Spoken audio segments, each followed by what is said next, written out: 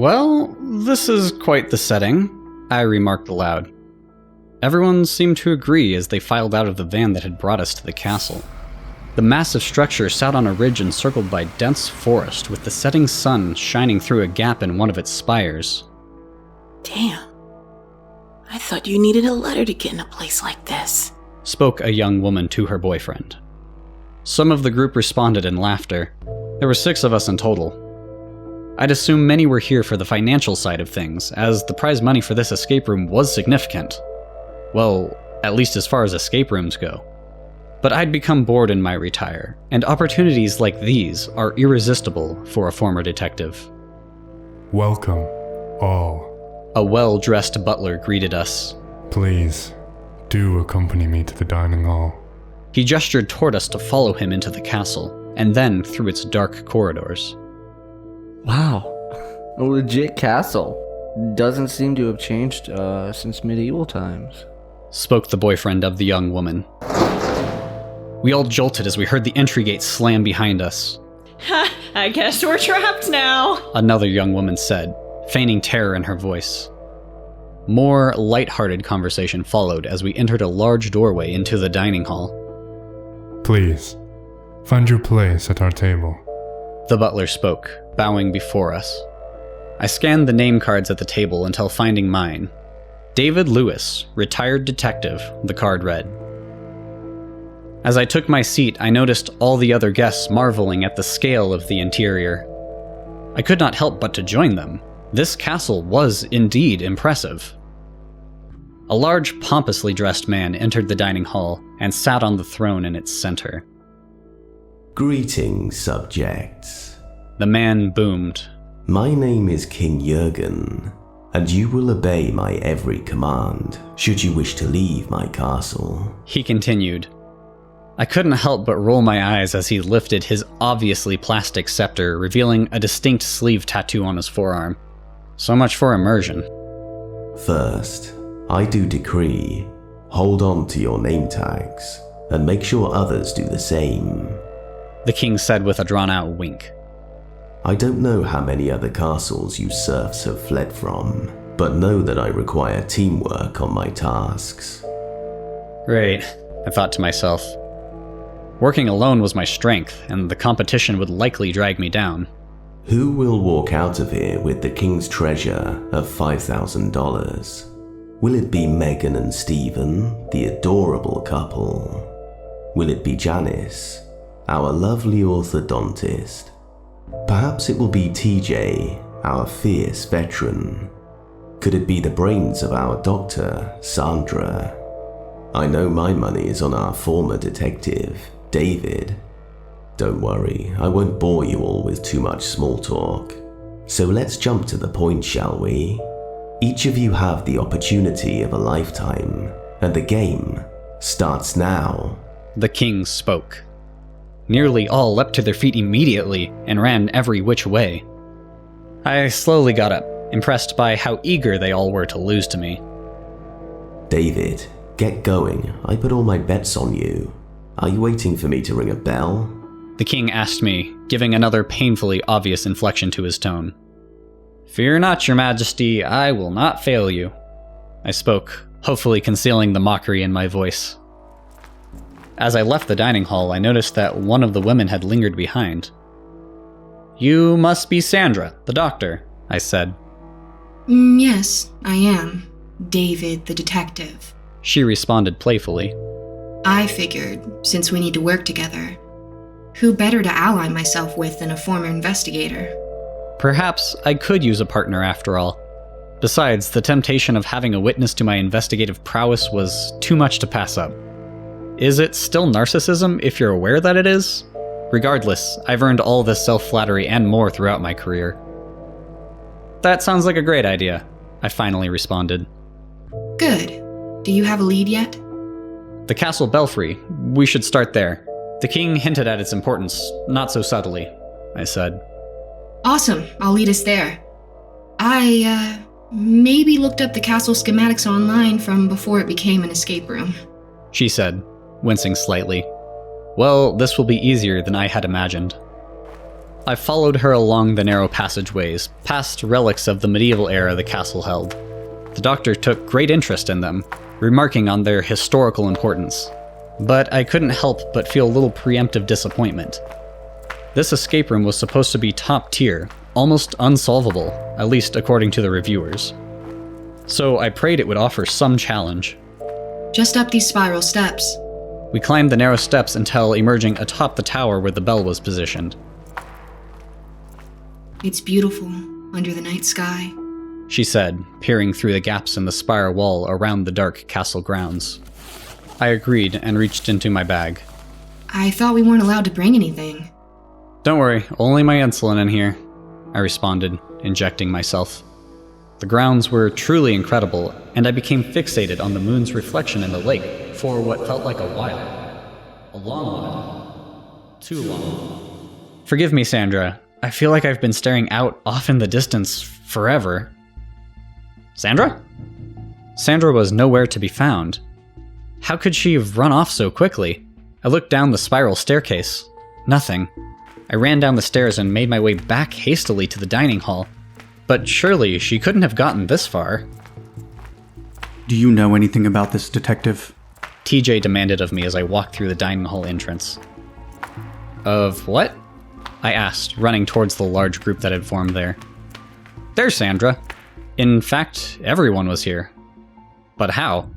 I looked down and felt a visceral and familiar gnawing in my gut that I would never become accustomed to. There was the butler and the king, throats slit open, sprawled out lifelessly on the floor. Is this part of the escape room? I asked, knowing better. No, David. As a doctor, I can confirm that they're both dead. Actually, dead. Sarah said solemnly. I knelt down and examined them closer. Yep, no coming back from that. I knew a murder scene when I saw one, and no amount of smoke and mirrors or makeup could fool a physician and a detective. Say, where have you been, detective? TJ asked, failing to hide the accusatory tone in his voice. He was with me. This wasn't him. Sandra replied. I left him on the bell tower to come back here, so that's where he came from. I was with him the entire time. Janice spoke up. I don't know about you guys, but I have had enough fun for this evening. I'm out of here. You can say that again. The group made its way to the castle entrance before stopping at the iron gate. Did they really need to close a fucking iron gate on us? Megan asked angrily. I'm going to destroy these assholes on Yelp. TJ shook vigorously on the iron lattice. Yeah, that's legit. No way of breaking through, he said. Look!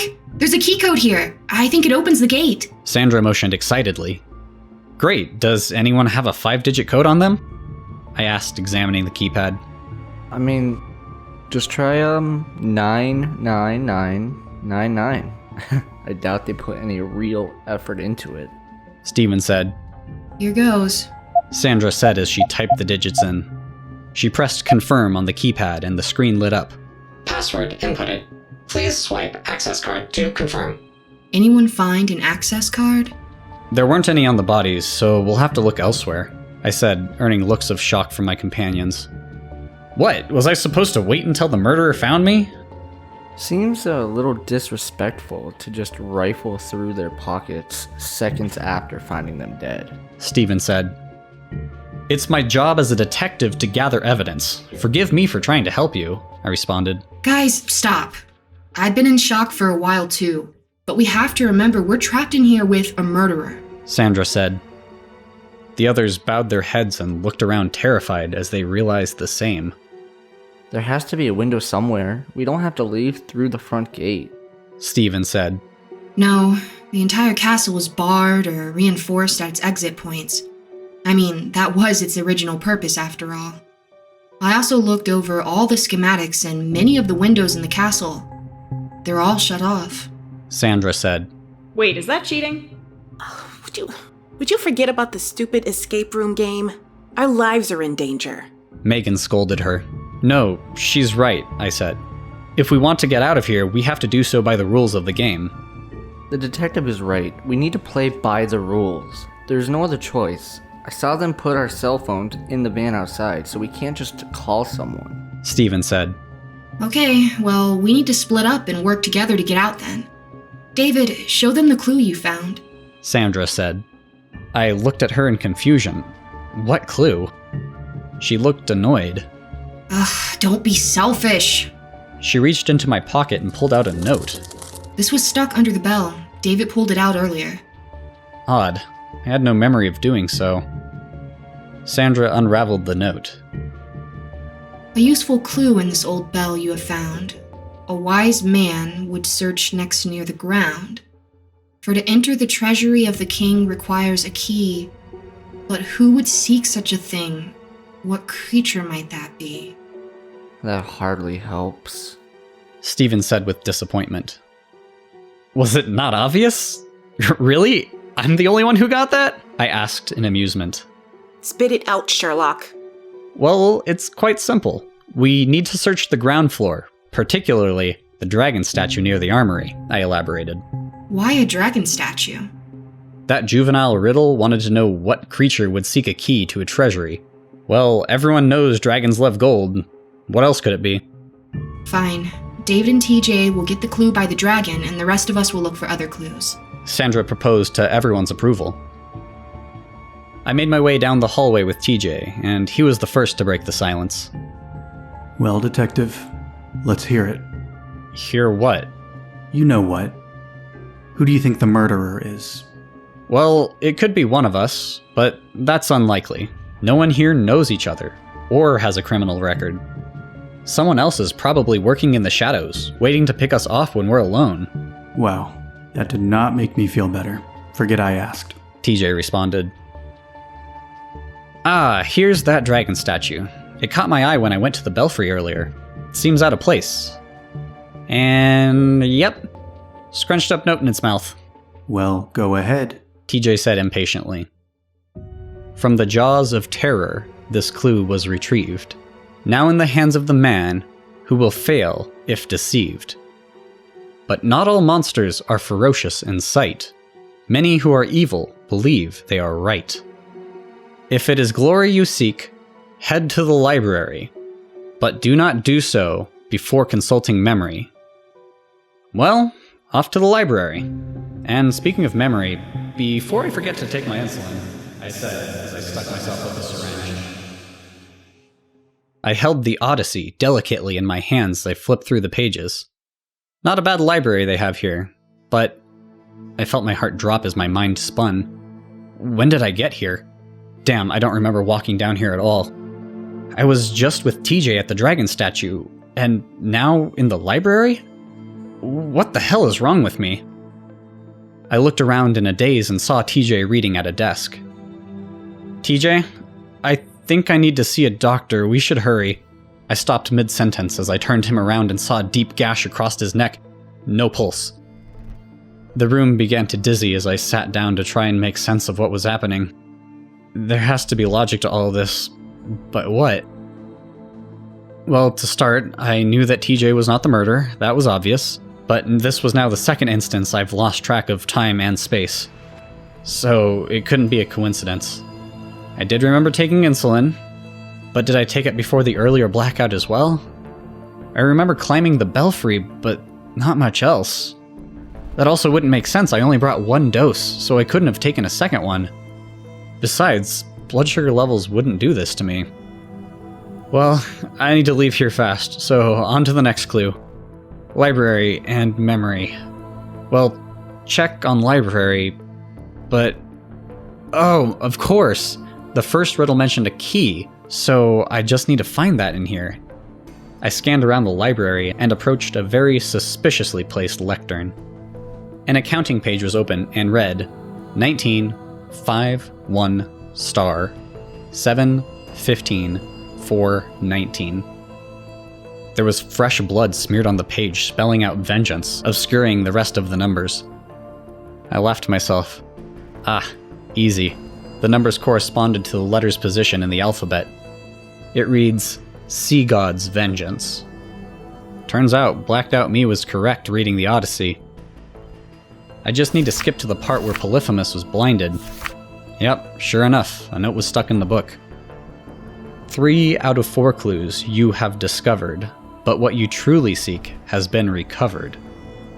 You have thought well, clever, and rightly, but no hero's fate does hubris seal more tightly. For a vengeful spirit does not care how well you meant. Tell me, hero, where does one go to repent? Might as well have just written chapel on the damn note. Okay, I should regroup with the others first. I assume they're in the dining hall. Ouch, poor TJ, I thought as I exited the library.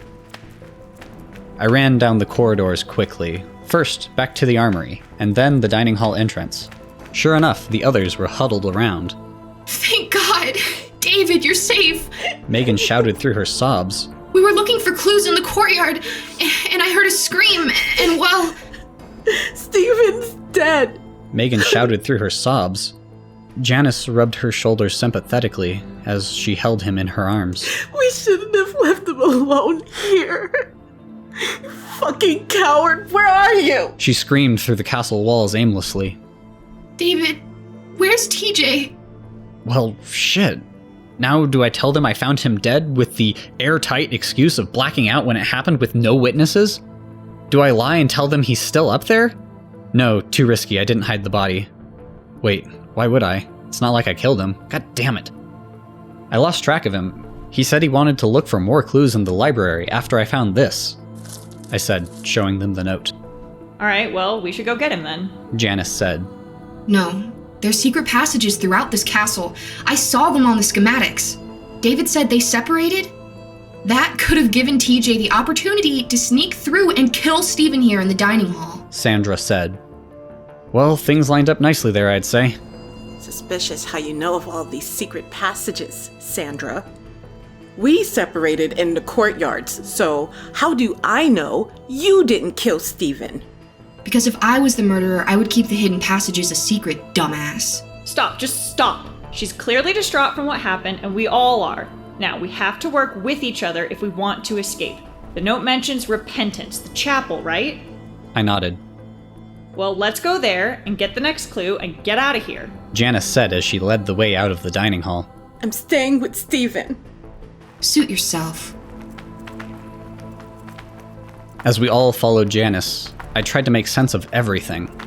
All the way to the chapel, the answers seemed unclear. Well, this is the challenge I wanted. A shame people had to lose their lives, though. Moonlight shone ominously through the stained glass windows as we entered the chapel, giving the room a red tint. I do not like it in here. Well, here it is. The final clue in the confessional. Damn it, I can't read it, it's too dark. Why don't you try, David? I got it, Sandra said, snatching the note. Janice shifted angrily. Well, the last clue had us remember previous notes, so I pulled the wadded up paper out of my pocket and read it again. My blood ran cold. 40 years of being a detective endows one with a sixth sense. One of certainty and sudden clairvoyance. The case unraveled itself at that very moment in my hands. The note I held now was from the dragon statue, telling us to go to the library. I must have left the note mentioning repentance back in the library. So how did Janice know the chapel clue back in the dining hall? She never saw that note. Sandra? Sandra, run! I stammered. Excuse me? Sandra, it was Janice. She's the killer, run! I shouted before Janice was able to lunge at me and give me a small stab. Sandra screamed and ran out of the chapel. It's your lucky day, David. You get to solve this mystery twice, she said as she pulled the bloody syringe back. What was in that? I yelled as she chased Sandra. The stained glass in the chapel was sublime. I could even make out the religious parables told within the joined fragments. I always admired religious architecture, but why now? No, really, why now, when there's a murderer on the loose and I'm still trapped here? But who could that murderer be? I sat down trying to clear my head when it came to me that this was the third time I'd blacked out. What happened? I remember being in the chapel, but... Right, the insulin syringes. This happened last time when I took insulin. But damn, I used my last dose in the armory. That's a cold lead. So my blood sugar is a red herring then. Great. Unless someone snuck more into my bag. David! David, help! Janice screamed as she ran into the chapel covered in blood. Janice, my God, what happened? Sandra, she's dead. It was Megan. She came in here and knocked you out with a stone, then chased us. Sandra got stabbed and I tried to save her, but Megan pushed me off and kept stabbing her. Well, is she coming for us now? Fuck, Megan has a knife? I asked rapidly. She said that she wanted us to finish the game. She's sick. Where's the clue from this room? We need it. Janice looked down, trembling. It's still in Sandra's hand.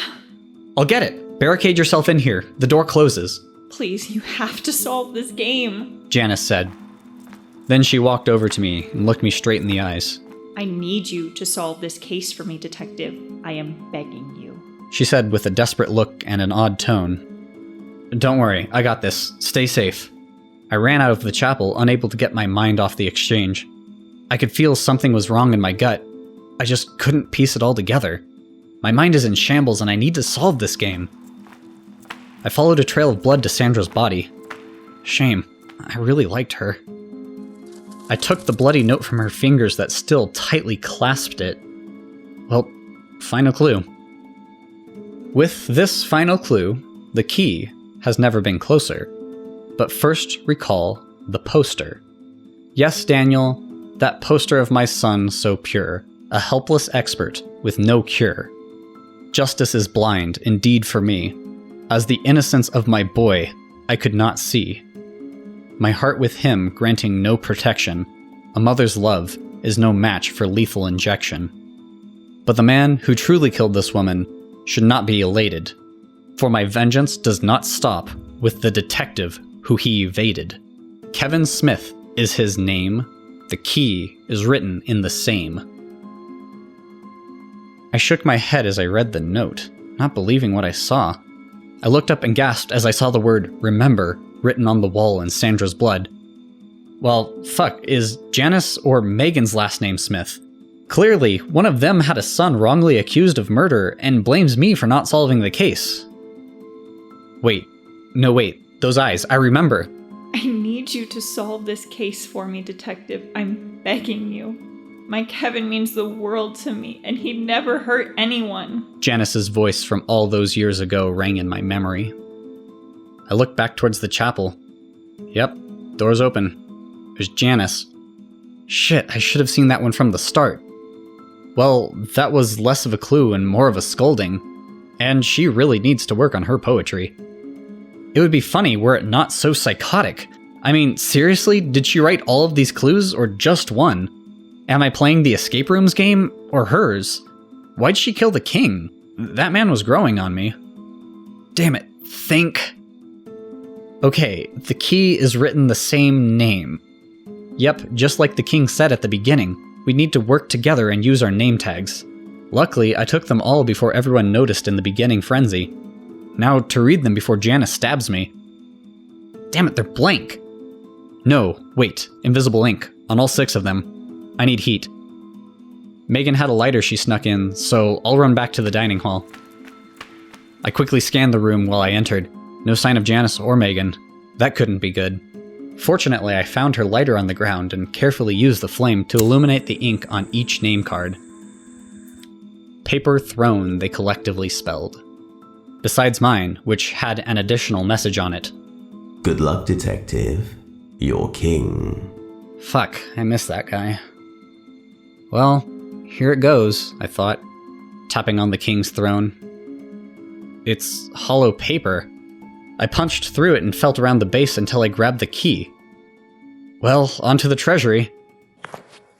I made my way out of the dining hall and into the courtyard. The breeze rustled unsettlingly. The dark sky filled me with dread. I was also at a constitutive state of bracing to be stabbed, which didn't help things. I made my way back to the castle and to where the treasury was supposed to be. I stuck the key in the lock, and it turned, hearing a loud click as the door opened slowly. David, great to see you made it. I'm glad you can at least solve a silly escape room. Perhaps I misjudged you as a detective. Janice said. She was sitting on top of the prize money stack. Was it made of $5,000 $1 bills? Jesus Christ, guys. let me get this straight. You're angry that I couldn't find a killer, and that led you to believe that I was responsible for your son being locked up. Yeah, you nailed it. A born detective you are. Well, I solved the game. Can I leave now? And yeah, sorry about your son. If I actually got the case wrong, that is. Is homicidal tendency inheritable? Sure, you can leave, but I would hire a good lawyer if I were you. 6 people dead is quite a lot. Janice smiled widely. You can't possibly frame me for all of this. Also know that your son would be ashamed of you. And he would be alive if it wasn't for you. Janice stood up, pointing the knife at my throat. I really loved your poetry. You don't take a damn thing seriously, but nothing failed you more than your memory tonight. She stuck me with a syringe as we spoke. You won't get away with this! I yelled at her, falling down. I have all the time in the world, and now you'll experience what it's like to have no one believe you. They really did it. All ones. 5,000 of them. I spoke aloud, laughing as I held the dollar bills in my hand. It was pretty funny. Wait, no it wasn't. I was stuck in here with Janice. Damn, how long was that? And where was she? I shuddered as I saw daylight breaking through the arrow loops in the treasury wall. That's not good. What the hell? I noticed an IV stuck in my arm, which I ripped out furiously. The bag it was attached to was labeled insulin with a smiley face. There was a key inside of the bag. I attempted to rip it open, but damn, the plastic was strong. She really also locked the door on me. Wow. I looked up and saw a bucket with a key drawn on it. I then took another look at the bag and noticed its true label. That drug, it's a sedative. A warning sticker had been placed on the bag. Inhibits short-term memory formation. Results in a compliant, relaxed state. Everything made sense now. Those blackouts, I had been drugged with this compound. It must be a derivative of the chemical they use alongside local anesthesia and oral surgeries. Janice was a lifelong orthodontist after all. That's why I couldn't remember anything. She must have swapped my insulin syringes with this. It had also explained why I became so carefree and loopy before snapping out of it. The bucket also had corrosive written on it. Fine, I dropped the key into the acid bucket and watched the plastic cover disintegrate around it. I used the nearby candlestick to fish out the key and turned the lock on the door. As I exited the treasury, I saw a trail of blood on the ground that I didn't remember being there last night. I followed it into a different room where Megan's body laid over a large terminal. The screens lit up and the security feed started rolling as I entered. I watched helplessly as the previous night's events took place once more. Janice returning to the dining hall to kill the king and the butler. Janice killing Stephen as the others searched the courtyard. And I couldn't believe it. Janice accompanying me and TJ to the library, turning back to give the camera a cold stare and a devious smirk. When we reached the library, she slit TJ's throat and sat him down at the desk. I didn't care. At least in the footage I didn't. Her drug worked perfectly as I searched through books without a care. She put the Odyssey in my hand before disappearing off screen. Next, the screen flashed to the chapel, and I watched in horror as I unraveled the mystery early and she shot me up again to make me forget it all. Then, poor Sandra falling and being stabbed repeatedly. Finally, Megan was killed over Stephen in the dining hall. Then, the film began to flash and erase itself. No, I screamed, trying to stop it from happening. Memory cleared. The terminal read. Then one video loaded on screen. It was me holding the knife over Megan, stumbling about before it shut off. I don't remember that, but that was the point. The terminal shut off before I could do anything, preserving only the fake video she would use to frame me. I ran out of the room and then quickly passed the courtyard into the dining hall. At my seat was a keycard with the digits 33455. I took it and ran to the front gate, typing them in and swiping the card. The gate slowly lifted once it accepted the card, and I ran outside. Finally, outside of the castle, I took a hard right and ran to the van where I was met with shouting, "Get on the ground! Get on the fucking ground! Hands in the air!" I obliged and dropped down in front of the police blockade waiting outside. I should have seen this coming. That's him! That's him! Janice screamed at the top of her lungs in the arms of an officer. The police moved in and cuffed me before standing me on my knees. Yep, this one was going to take some explaining. And that's everything, David? Exactly as it happened, with all your genuine thoughts and reactions included throughout? I asked. The disgraced detective shifted in his seat as best as he could with all the restraints on him. He seemed happy to finally interact with another person. It had been so long. Yep, that's everything. Exactly as I lived it. And have been reliving it over and over again in isolation. He told me. Well then, I'll take this interview and get the word out. Obviously, I can't guarantee anything, but we can definitely raise awareness. It's the least I can do for you and my sister. I'm sorry about Sandra. She didn't need to get caught up in all of that. If I could only set aside my pride, I might have been able to save her. It wasn't your fault. Janice was the killer, not you. I'm sure of that. I stood up to exit before turning back around. And I'm going to make the rest of the world sure of it as well.